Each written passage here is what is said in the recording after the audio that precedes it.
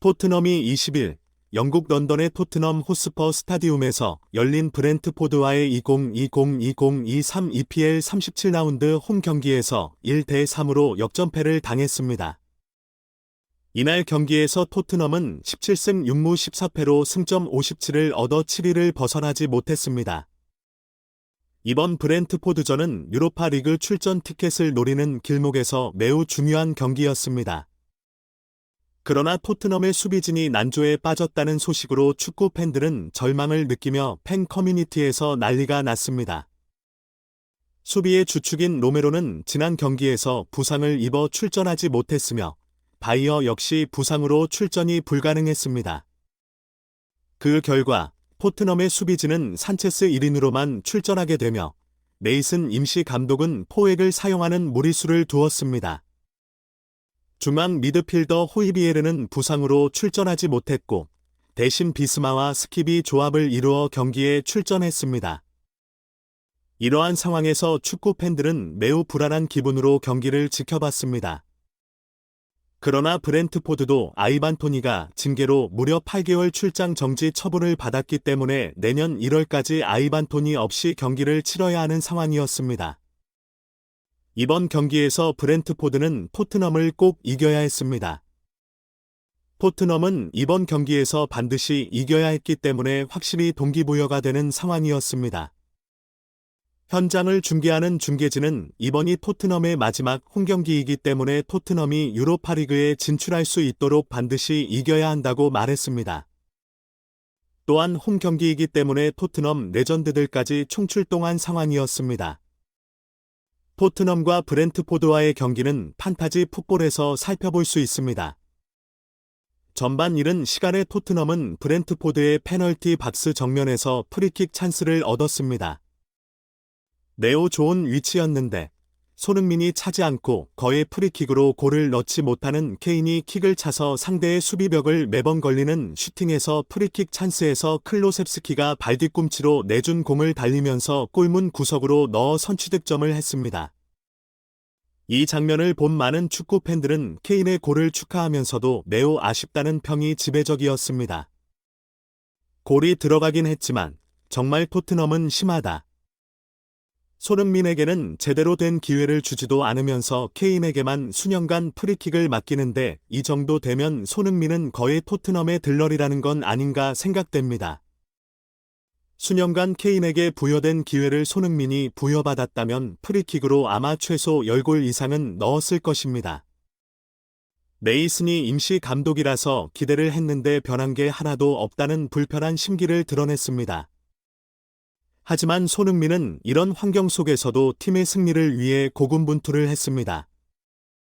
전반 11분 손흥민은 패스를 받아 단독으로 치고 들어가서 슈팅을 했는데 이것을 프리미어리그 선방 1위의 브렌트포드의 나약 골키퍼가 막아냈습니다. 손흥민은 전반 23분 좌측면 깊숙한 쪽으로 공이 빠진 상황에서 포기하지 않고 끝까지 달려가 결국 크로스를 올리는데 에메르송이 헤더 슈팅으로 연결했지만 상대 수비가 몸을 던져 이를 막아내고 맙니다. 전반 41분 손흥민은 또 한 번 결정적인 크로스를 올렸습니다.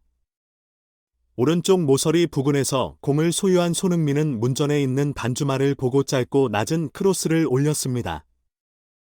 단주마는 어정쩡한 위치에서도 공의 머리를 갖다 댔는데 그러나 공은 야속하게도 골대 옆으로 향했습니다.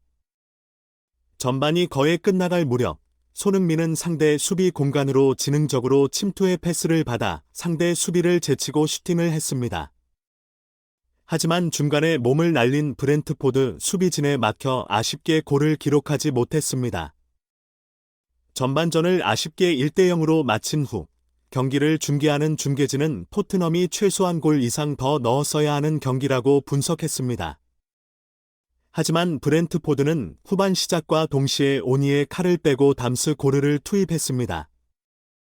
브렌트포드는 후반 6분에 토트넘 센터백의 문제가 적나라하게 드러나는 장면이 나왔습니다.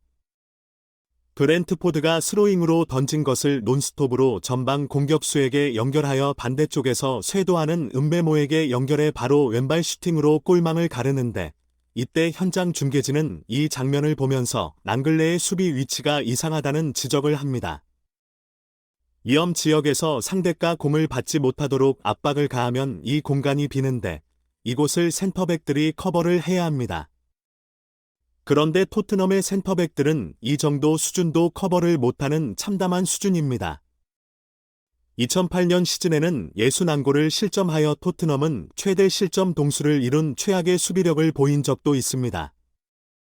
이 수비진의 문제를 해결하기 위해 3백, 4백, 에메르송을 풀백 등으로 많은 변화를 주지만 선수 수준 자체가 프리미어리그에서 뛸 수준이 안 되는 선수들로 아무리 조합을 해도 답이 나오지 않습니다.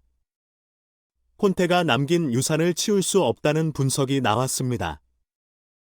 그 후 토트넘은 2골을 내려 실점하면서 결국 홈에서 마지막 경기에서 또 역전패를 당했습니다.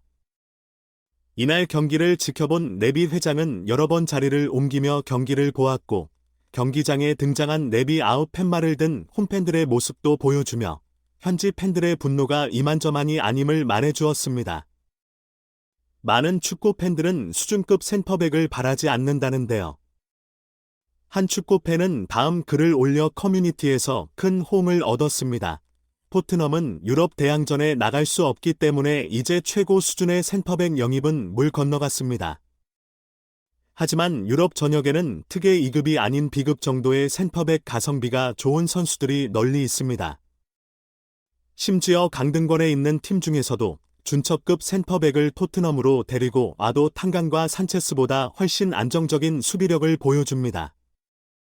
토트넘은 준첩급 센터백 2명만 영입하더라도 지금보다 훨씬 안정적인 수비력을 보일 것입니다. 또 다른 한 팬은 골키퍼의 수비력에 대해 다음 글을 썼습니다. 직선적인 문장 구성과 탁월한 골키퍼 플레이를 보여줄 줄 아는 수비진의 부재는 지적할 만합니다.